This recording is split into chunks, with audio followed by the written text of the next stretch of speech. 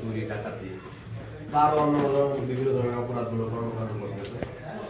আমরা আপনারা জানেন গত 2 দিন আগে কাজীপাল্লা বাবু মাস্টারের একটা বড় রকম ডাকাতি হয়েছে। সেখানে অনেক হালকা পাতলা মাইর ধরে করছে, এই ধরনের ঘটনা ঘটাইছে। তো ওখানে আর্মি আসছিল,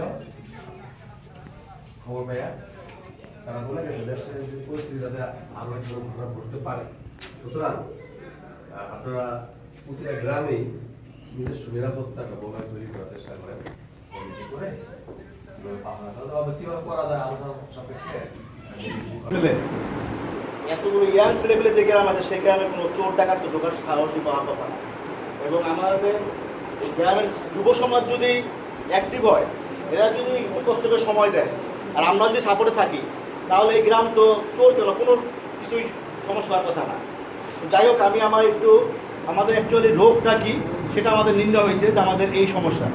এখন প্রতিকারটা, রোগের যে ওষুধ সেটা এখন কী করতে হবে সেটা নিয়ে আমি একটু আমার অভিজ্ঞতা থেকে কিছু বলতে চাই। একটু কথা বলবো কিভাবে আমরা আমাদের গ্রামটাকে সুরক্ষিত করতে পারি, আমাদের গ্রামে কোনো ঘটনা না ঘটে সেটা যদি কিভাবে করা যায় সবাই পরামর্শ নিয়ে আমরা সেই গ্রামটা আসি।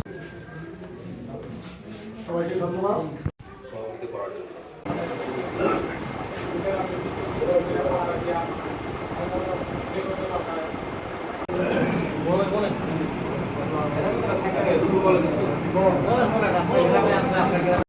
পাহাড়ের বিষয় নিয়ে বসছি, এখানে কিভাবে করব সেটার মধ্যে আমি মনে করি একটা আমাদের গ্রামবাসীর মধ্যে পাহারাদার নিয়োগের পাশে গ্রামবাসীদের মধ্যে সতর্কতামূলক প্রচারণা প্রশিক্ষণও একটা জরুরি। গ্রামবাসী কিভাবে আমরা আমার বাড়িতে ডাকাতি করছে, আমি সেটাকে কিভাবে আমি গ্রামের মধ্যে সরাই দিব। অনেকভাবে হইতে পারে হুজুরের নাম্বার হুজুরের বাইকে সরাই দিল, বা আমার গ্রামবাসীর মধ্যে আমি সুহেল মেম্বার আছে, সুহেলকে আমি ফোন দিলাম, গোপালের সাথে কিভাবে তাড়াতাড়ি সরাই দেওয়া যায় এই বিষয়ে প্রশিক্ষণ বেশি জরুরি। সেই ক্ষেত্রে আমাদের যারা মুক্তিযোদ্ধা আছে বা আমাদের যারা প্রশাসন আছে চলতেছে, তার জন্য একটা পাহাড়ের ব্যবস্থা করা হয়েছে। এর জন্য